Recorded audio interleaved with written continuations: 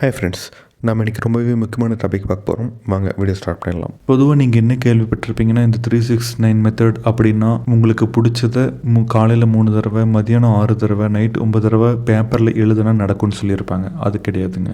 இந்த 369 மெத்தடுக்கு அறிவியல் ரீதியாக நிறைய தொடர்பு இருக்குதுங்க.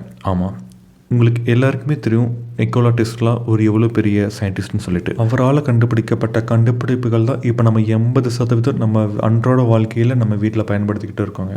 அவர் இந்த 369 நம்பரில் இருக்க பவரை புரிஞ்சுக்கிட்டதுனால தான் அவரோட வாழ்க்கையில் இவ்வளோ கண்டுபிடிப்புகளை கண்டுபிடிச்சாருங்க.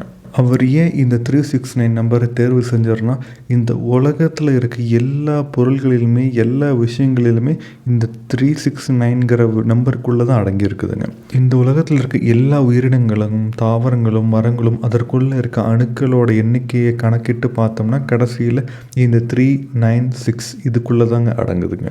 ஸோ இதனால் அவர் என்ன முடிவு பண்ணார்னா, நம்ம எந்த ஒரு செயலை செய்கிறதா இருந்தாலும் இந்த 369ங்கிற நம்பருக்குள்ளே ஏதாவது ஒரு விஷயத்தை நம்ம புகுத்தினோம்னா ஆட்டோமேட்டிக்காக நமக்கு வேணுங்கிறது அதை சுற்றி எடுத்துக்கிட்டு நம்மக்கிட்ட கொடுக்குன்னு நினச்சாரு அண்ட் சாதிச்சாருங்க.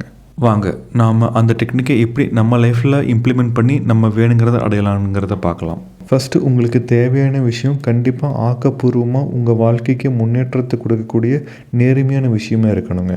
அது எதுவாக வேணாலும் இருக்கலாம். படிப்பு விஷயமா இருக்கலாம், வேலை விஷயமா இருக்கலாம், பிஸ்னஸ் விஷயமா இருக்கலாம், உங்கள் ரிலேஷன்ஷிப், உங்கள் ஃபேமிலி மெம்பர்ஸ், நல்ல விஷயங்கள், இது எதுவாக வேணாலும் இருக்கலாம். ஒன்ஸ் நீங்கள் அதை ஃபிக்ஸ் பண்ணிவிட்டு நீங்கள் டெய்லியும் மற்றவங்க சொல்கிற மாதிரி எழுதணுன்றது அவசியம் இல்லைங்க.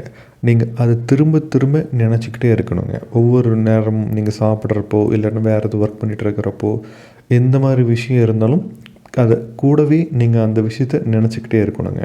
அப்படி ஏன் அந்த மாதிரி நினைக்க சொல்கிறாங்கன்னா, நீங்கள் அதை நினைக்க ஆட்டோமேட்டிக்காக உங்களோட உள்ளுணர்வில் அதை பதிய வைக்கிறீங்க.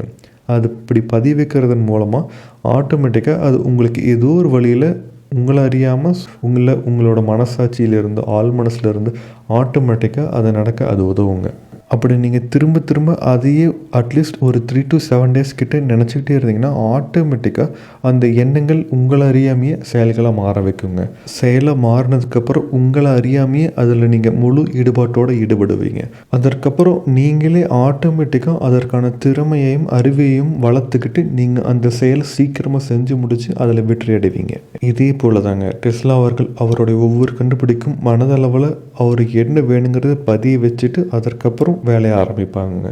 அதே போல் தாங்க நம்மளும் நமக்கு என்ன வேணுங்கிறதுல தீர்க்கமாக முடிவாக இருந்தோம்னா அந்த 369 நம்பர் மாதிரி எல்லா வகையிலும் சுற்றி கடைசியாக உங்களோட வெற்றிக்கு வழியிருக்குங்க. வீடியோலேருந்து கண்டிப்பாக உங்களுக்கு ஒரு தெளிவு வந்திருக்கும்னு நம்புகிறேன். இந்த வீடியோ பிடிச்சிருந்தால் லைக் செய்யுங்க, ஏதோ ஒரு வரியில் கமெண்ட் பண்ணுங்கள். அது எங்களுக்கு ரொம்ப ஊக்கமாக இருக்கும். விடாமுயற்சியுடன் நல்லதே எண்ணுங்கள், நல்லதே செய்யுங்கள், நல்லதே நடக்கும். நன்றி, வணக்கம்.